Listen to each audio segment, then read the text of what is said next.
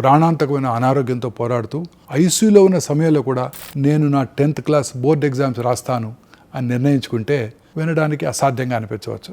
కానీ ఇది నిజంగా జరిగిన కథ. ఇప్పుడు చెప్తాను వినండి. ఇది ఒక టీనేజ్ బాలిక కథ. ఆమెకు అక్యూట్ రెస్పిరేటరీ డిస్ట్రెస్ సిండ్రోమ్ అనే తీవ్రమైన వ్యాధి వచ్చింది.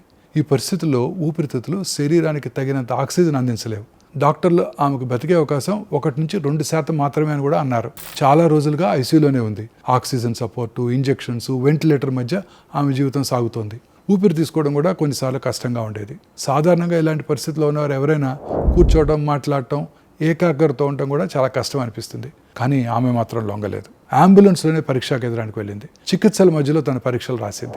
పరీక్ష అయిపోయిన వెంటనే మళ్ళీ ఐసీయూకి వచ్చేసింది. ఆమె శరీరం బలహీనంగా ఉన్నా ఆమె మనసు మాత్రం స్థిరంగా గట్టిగా నిలిచింది. ఆమె పోరాటం కేవలం బతకడం కోసం మాత్రమే కాదు, తన భవిష్యత్తును కాపాడుకోవడం కూడా. ఒక క్యాన్సర్ డాక్టర్గా నేను చాలా సందర్భాల్లో ఆశలు కరిగిపోయే క్షణాలు చూశాను. కానీ ఇలాంటి రోగులు మాకు ఒక నిజం గుర్తు చేస్తారు.